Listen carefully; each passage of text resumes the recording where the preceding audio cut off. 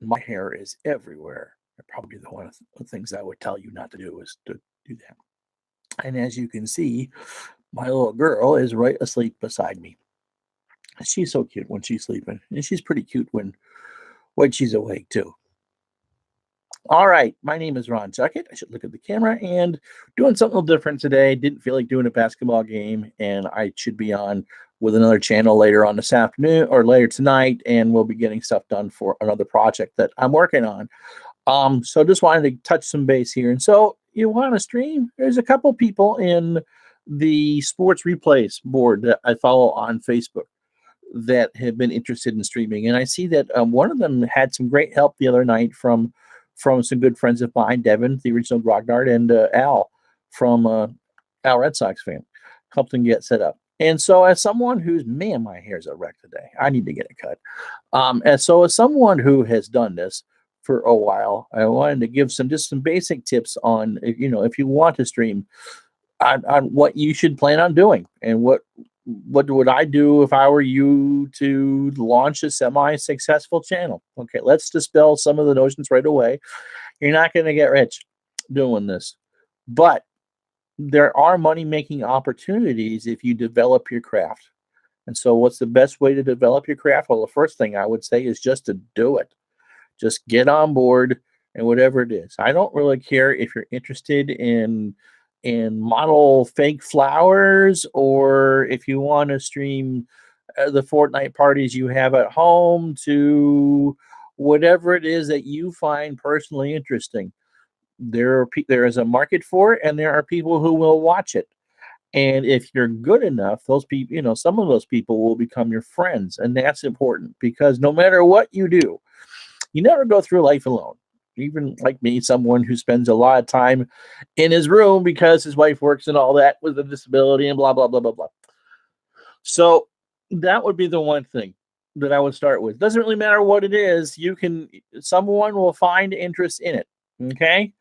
Number two, you can pretty much stream from anything. You got a cell phone, you got a camera. That's all you need to stream. You don't necessarily have to go live. You have a YouTube account, you can upload video. It's pretty easy. It's all self-explanatory, and it gets easier to do all the time. And if you got questions, just go ahead and ask. Doesn't have to look pretty. You just have to be genuinely interested in it. Okay. Now, ideally, if you were wanted to do what me and my hair's a wreck, what I do, um, if you want to stream a game, for instance, the best piece of advice I have is to find some software that you're comfortable with. I use XSplit, and I believe there's a free version of XSplit, which limits you to number of scenes, and there might be a watermark on it or whatever. A lot of people use OBS. I find OBS very difficult to navigate through and to make sure that everything is going to where it's supposed to. There are people who swear by it. There are other options that cost $400 or $500 that are I pay so much a month to XSplit, and probably will. As soon as they have another big sale, I'll probably buy the lifetime license. So just buy the software and have it updated forever. What that does for me is it gives me unlimited scenes. I do have a sponsor for some of my streams, and so it gets the sponsor's name up there, it gets the channel name up there, and it goes between me and the camera, hopefully not looking this bad again, and the actual game itself. I think you can just natively stream if you have Windows 10 without any software. If you look around, it literally takes almost nothing to stream. Like I said, whatever it is that you want, especially if you're a gamer, it really just takes almost nothing to stream. Um, what else do I want to talk about with this? Having a second screen helps. If you can move stuff over to um, your hardware stuff, your streaming software to the second monitor and all that, or your chat if you're on YouTube, it's so much easier. Then you can just concentrate on one screen to what you have for whatever game it is that you're playing and talking people through, or project. I mean, it doesn't have to be a game. And then your other screen is set for seeing the chat, making sure you're still going up on YouTube or Twitch. I mean, I haven't done Twitch in a while, but Twitch is pretty much that easy. Um, So make sure that you have that second screen there so you can see results in real time, and make sure that when you start a stream, you go back to some of my earlier streams, live streams from the early part of the football season, you see all sorts of programs open before you actually get to the game. And so just shuffle them off. An HDMI cord is pretty cheap. You may be able to on the phone, maybe able to wirelessly put it on another monitor so you can see. The process just gets easier and easier and easier. So the technical issues aren't that much. You look around the YouTube pages; they'll help you with set up some things. And this is actually done all through YouTube, not using anything else. It was, do you want to stream live today? Yes. Did you want to brush your hair? No, I don't. Did you want to stream live? Yes. Okay. What's the name of your stream? So you want to stream? Okay. Sets right up to my webcam, and there. Well, I bought a camera, but it goes right to there, and you're on. And I think I could actually. I don't know if I can with this share a stream. No, but there are deeper things. I mean, if you never want to invest in anything at all, you can go set up an event on YouTube, just look up how to do that, and you can end up sharing your screen. So if you wanted to, let's say, pass along a recipe or two and it was written down in your grandmother's handwriting, but you have it scanned in your computer, you can do that and talk over it. It's all easy to do. Don't be afraid to do it, and don't be afraid to ask around to those who do it, because like I said, whether it's to how to make your favorite doily or cocktail to whatever your favorite game is, people are excited when you reach out to them. Every time I get a comment on any of my streams, I'm delighted because people care enough to either tell me I suck or want to know what I'm doing, or I did this on this particular date and thanks for bringing me back. Those are the nicest ones, and most of what I got are compliments. But that sort of interaction, and you get that, like I said, you get that with anything. And so the other piece of advice I would kind of offer is be your own personality. There are so many streamers out there who, and none of them who I work with, by the way, who sit there and have a very fake personality. Okay, guys, we're going to do this, we're going to do that. And if you get 50 people to like this, I'll give you a present. So go ahead and like and subscribe, and I'll give you a present. And look, I'm going to intentionally. I don't know why I'm sucking at this today, because I want you to like and subscribe, so you can like and subscribe. Okay. I mean, it's one thing that you want to make sure that people are involved in your stream or channel. It's another to sit there and be fake about it. You can maybe get away with that once or twice, but if you're doing something and you're not interested in what you're doing, it's going to show, and people aren't going to watch. And if you want to do this, you should be figuring, okay, do I do this once a week? Do this once a month? What kind of regular schedule do I want to get into? What is it that I can share with you, or you can share with others to build an audience? And I didn't think there was much of an audience for those who wanted to watch a fake football or baseball game from 40 years ago. 160 plus subscribers I have tell me that's a different story. It's not millions. I'm not Miranda Sings. I'm not Colleen Ballinger. I'm not PewDiePie by any stretch of the imagination, but everyone starts from somewhere. If you want to watch streams that go very well, if you're a racing fan, Jimmy Broadbent on YouTube is a good one to watch. My goodness, he streams out of his basement shed, and he turned that into something that is a full-time job. It can be done if you provide good content. His content is so good that he was hired by PlayStation to help commentate Gran Turismo 4 tournaments in Monaco and Japan and all that. I mean, it can't happen for you. It takes a lot of work, but you gotta be entertaining in the process and be real and make sure all your stuff works. Now, what have I invested into this? Well, I'm not using I have a more powerful computer. I got it so I could stream, but you can stream from any computer with a camera. I mean, and if you want to spend more money to make it look better, you can, but you're not required to do it. So I've got a more beefy computer so I can stream and run more graphically intensive programs. At one point, when I was at Fansided, I bought a better quality webcam, which is what I'm using. It's supposedly 1080p. I watch my videos; they don't come across in 1080p. And like I said, but the microphones are very good. So I use those instead. Uh, the streaming software, like I said, OBS is free. I think it's a hassle. A lot of people get used, but once you get used to it, it's fine. XSplit, you can pay X amount per month. I believe I pay $27 four times a year. I'm gonna sneeze.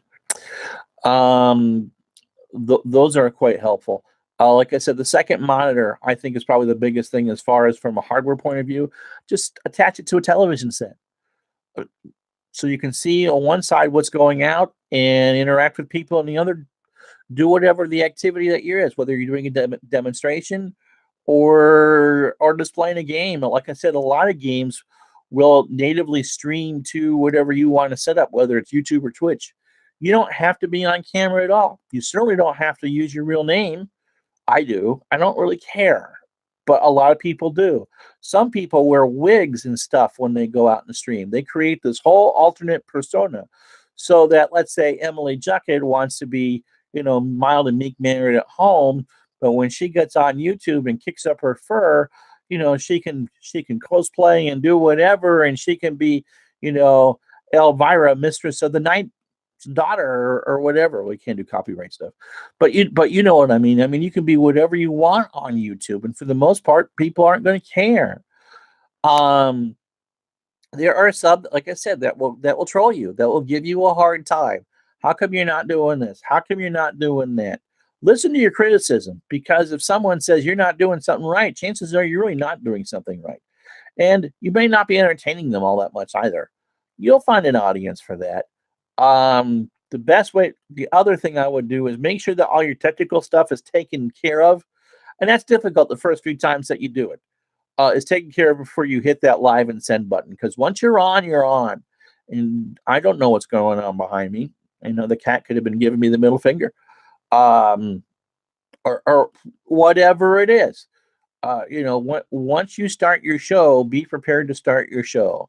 You don't need to apologize if you haven't been on for a month or if you're not regular. But if you say, okay, we're going to do X, Y, and Z next week, at least make sure you get X and Y done. People are going to understand that you have a real life. YouTube gives you all sorts of numbers. I know right now how many people are watching and how many people are giving a thumbs up. I'll know about 2 minutes after I'm done here how many people watched and how many minutes I streamed. Um, the feedback, even if no one says a word to you, is pretty obvious. And as long as the numbers keep going up, you're doing something right. Let me see what are the other things I want. I don't prep for these things. Like I said, personality is important. Be whatever it is that you want, but be consistent. And it's just easiest to be yourself. And if you are excited about whatever it is that you're showing, I made homemade butter. I found the 13th cousin of mine on the family tree because I went to find some documents. I figured out how to use the rototiller or the snowblower, or I found a pinball game from an Apple II that I played 40 years ago, and I'm going to play it for 20 minutes on the stream. People are going to react to that. People are going to react to it positively and interact with you. I knew Al when I restarted this channel a little bit. Now I would say that I'm good friends with Al and with some of the others that I've connected with. And some others, they just depending on what type of relationship you want with them, they're going to have with you. Um, but it all depends. If that's why it's important to be real and be you and be excited about what you do. And you don't say in the middle of the stream, I'm not sure if anyone's going to care about this. Well, if you talk about it in a positive way, people are going to care and they are going to be interested. And if you're consistent enough, there are financial opportunities out there. Um, you just gotta make friends. This channel's about nostalgia. Doing 40-year-old football games and 33 and 37-year-old baseball games, and people watch and people comment, and we have a good time doing it. In fact, there's some people that have watched that we've actually basically taught some basic football to. So don't be concerned about how geeky or how narrow what you're talking about is. There is an audience for that. Whatever that is, people will watch. People will interact with you. Don't be surprised when that happens. Um, Once you find someone, a friend of yours that you can be that will be honest with you, go and get some honest criticism. What can I do to do better? What could I do to make this more entertaining? Uh, Usually that's going to be you might want to upgrade your equipment. Um, that might be one. Put stuff on that second screen. Uh, don't yell so much, or don't mumble through what you're trying to be excited about because people aren't going to understand you. Or brush your freaking hair before you get on camera. There's all sorts of opportunities I think out there. I'm not saying that if you're looking at this to do this for a career, because just because I do this a lot and it keeps myself busy. I mean, for a lot of people, you just the money isn't going to be there, but you can build a following and you can start from almost nothing. Who else do I follow? I follow, like I said, Jimmy Broadbent is a good one, just to see if you even not necessarily interested in what he does. You can go through and see how he presents things and how he interacts with people. And when you got 3,000 people are watching his live streams as he does, there's a good 1,000 trolls in there that ask the same questions over and over and over again. Make sure that your descriptions are good in your title. If you're replaying a 1970 basketball game, it's NBA 70s or NBA 70 replay, and then put the two teams in there, the Boston versus New York, so people know when they watch what it is that they're watching. Don't make people guess about those sort of things. You don't need to be flowery and descriptive um, in the discussions. And like I said, we can kind of take this further if you'd like with some other tips and tricks that I've had. But just to kind of wrap it into a bow, don't be afraid to dip your foot, to dip your toe in the water for streaming. You may not like it. You may not want to look at a camera. You may not want to talk through there. I know that the games I play are considerably longer doing them on a stream than they are, but the social benefits I get from these are pretty fun too. Like I said, I've made friends from doing this. I made a little bit of money on the side too, but I've made friends doing this, and it's nice to interact and then to laugh and get some enjoyment out of it. All over because we're playing a silly game from 40 years ago. So like I said, so yeah, the second monitor is a big one. Even if you can just look on an iPad or a tablet, it doesn't have to be a television set, just something that you can connect with that can give you immediate feedback. Today I shut off the chat, but normally when I do these little things, I don't have the chat on. Or when I'm streaming a game, I sometimes will have the chat on the screen, which would be the ideal thing, so you don't have to look at any place else at all. Or I have the YouTube window open so I can see the chat, and it doesn't interfere with the game itself. It's all about interacting. If you're going to stream, it's all about interacting with the community. People want to interact with you. Do that. It's fun. And they will help you. I think there's a large part of this community, regardless of what it is, that wants to help each other and set things up and share viewers and share stories and all that. So don't be afraid to do that. I know most of the people who will watch will be sports. There's room for everybody. There really is. You can't oversaturate the market on this because everyone is interested in different things. My primary focus now is going to be baseball. Yay. But there'll be some hockey and some football and some boxing and some other sports. Just because someone you watch does a sport doesn't mean that you can't do the same sport or the same activity. There are 120, oh my gosh, no, almost 150 baseball seasons to play. And so many different engines to play them with. So if I do one replay, that doesn't mean that someone else can't do the same replay using a different engine. That doesn't mean that if someone streams OOTP, then another game engine's bad. I mean, there's just so much out there, and you learn from each other, and it's a pretty nice community for wargaming and for cards and dice gaming and for, like I said, whatever it is that you're interested in doing, do it and reach out to different people. Everyone wants to help. My buddy Dave Little I actually streamed a game. Good for him. I was so happy for him. I saw he was trying to, and I said, I don't really want to do a basketball game today. Hopefully we'll be on with Al later tonight. And that's about enough. You see me enough as it is.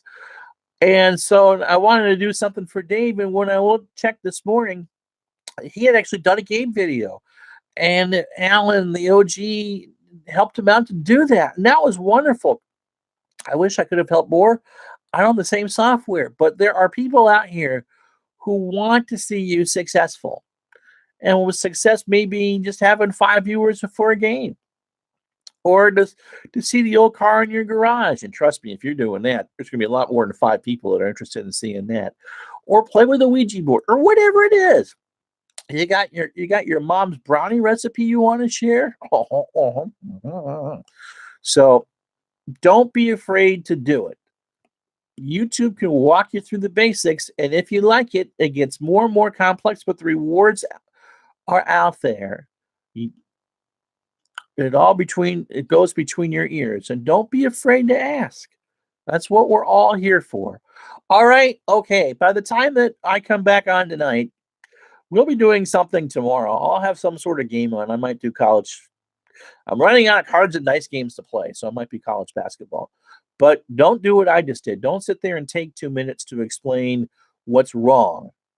You know, it's a tough line, but the key thing is for start, ask your technical questions that you have. People want to help you, okay? And then I said the second thing you probably should do is hook up to a second monitor, tablet, TV. HDMI cords are cheap. It takes the pressure off your computer to do that. You're going to be more comfortable in doing that. And the farther you want to go, then the more technical you can get. I mean, there are video editors and all that, which I won't get into today. But pretty much that's it. Share your passion, regardless of what your passion is. It is not just restricted to whatever it is. I mean, if you would ask me back in September when I started again that I would be having 12, 13 people watch for an hour on a random Tuesday night from playing a football game from 40 years ago, really? Who the hell wants to watch that? Apparently people do.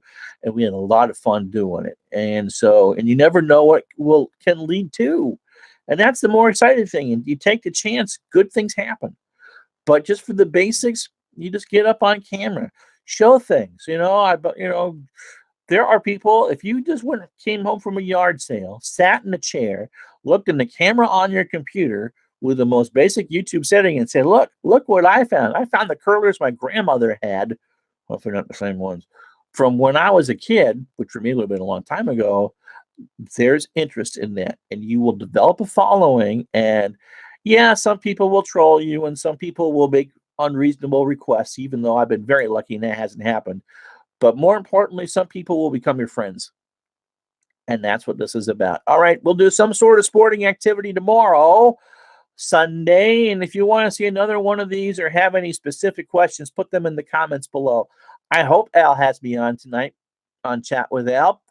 If not, if I'm not on his channel later, I'll see you tomorrow on here. Until I'm Ron Chuckett. Thanks for watching. And don't forget, just go do it. Just try it. You never know what's going to happen. Good things happen to those who try. Bye-bye.